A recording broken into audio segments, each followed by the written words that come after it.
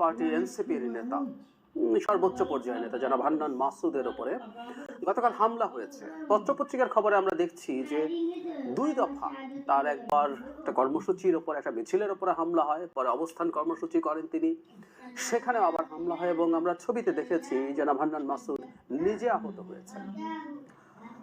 তাদের ভাষ্য মতে বিএনপি নামধারী লোকজন এই কাজ করেছে, তারা মিছিল নিয়ে এসেছিল এবং সেখান থেকে এই হামলার ঘটনা ঘটেছে।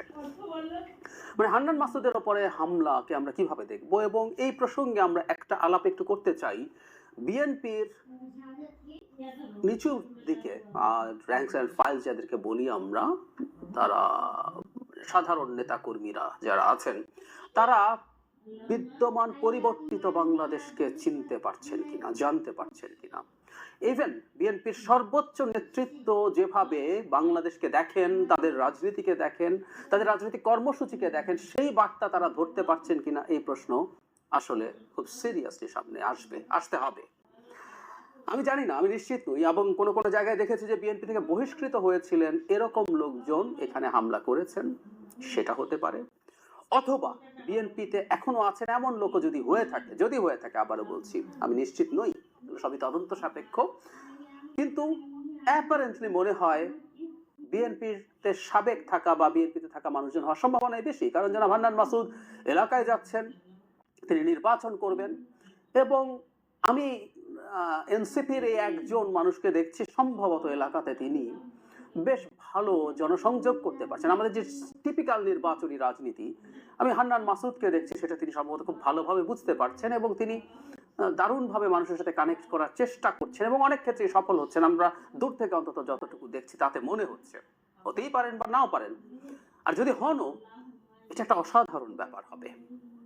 একটা দূর দ্বীপের একজন মানুষ, তিনি ঢাকা শহরে পড়তে এসছেন, একটা আন্দোলনে দুর্দান্ত রোল প্লে করেছেন, এবং যে কথাটা তিনি অনেকে তুচ্ছ তাচ্ছিল্য করছেন, হান্নানকে অনেকে তাচ্ছিল্য করেন, বিদ্রুপ করেন আমাদের কিছু কিছু সো-কল্ড ভদ্রলোক। কারণ হান্নান ঠিক ভদ্রলোকী ভাষায় কথা বলেন না।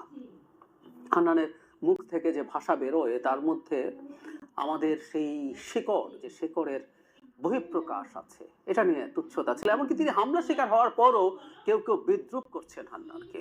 কিন্তু হান্নান এই জায়গাটা যদি করে নিতে পারেন, এটা একটা অসাধারণ ব্যাপার হবে।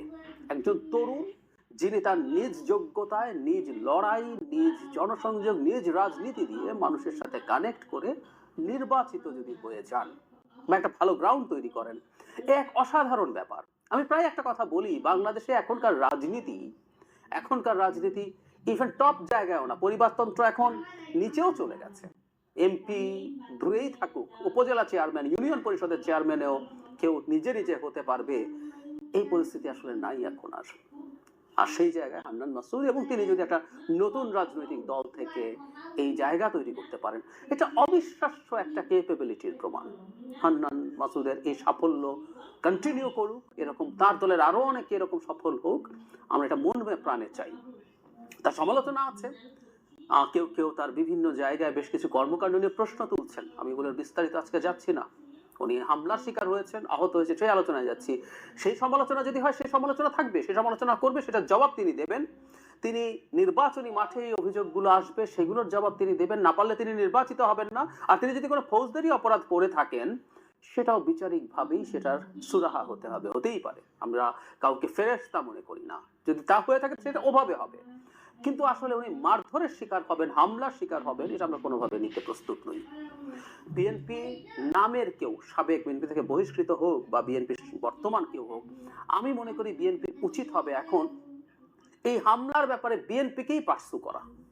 মানে আমাদের দেশ তো আসলে সিস্টেম্যাটিকলি চলে না, থানা নানান রকম চিন্তা করে, নানান হিসাব নিকাশ করে।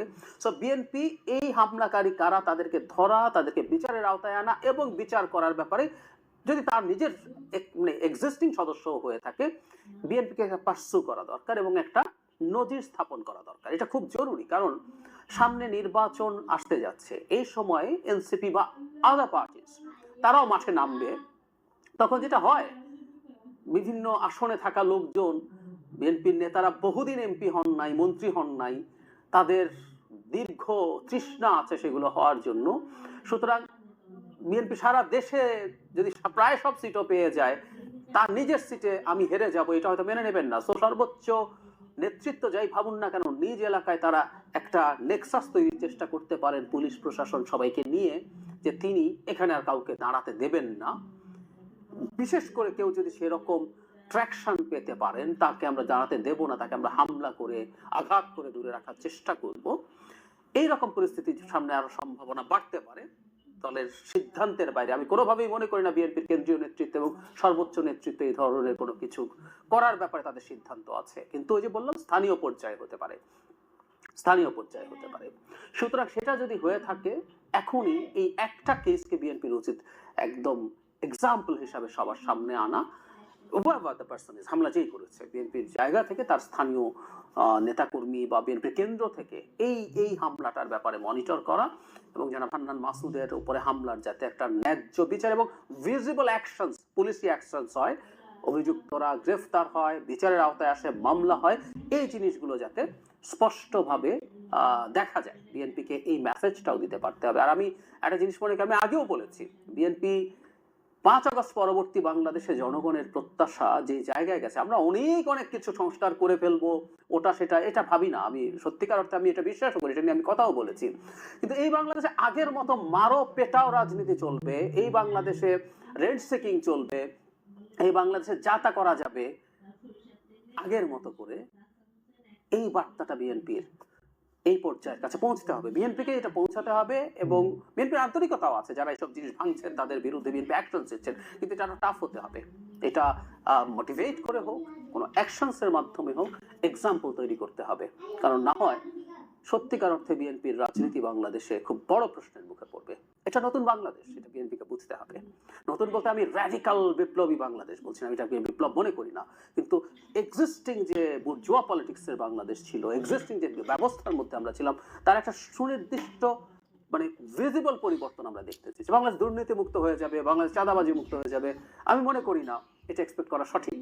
কিন্তু আগে যা হয়েছে, যেভাবে হয়েছে, পলিটিক্যাল ভায়োলেন্স যেভাবে হয়েছে, এগুলো অনেক কম মাত্রায় হতে হবে, এগুলো কমে আসতে হবে, ধাপে ধাপে কমার লক্ষণ দেখা যেতে হবে। না হয় সেই বাংলাদেশে আমরা কেউ থাকতে পছন্দ করবো না। সেই বাংলাদেশ শাসন করবে যে রাজনৈতিক দল, ক্ষমতায় থাকবে যে রাজনৈতিক দল, সে যদি সেগুলো কন্টেইন করতে না পারে, তার বিরুদ্ধে আমাদের কথা নিশ্চয়ই বলতে হবে তখন।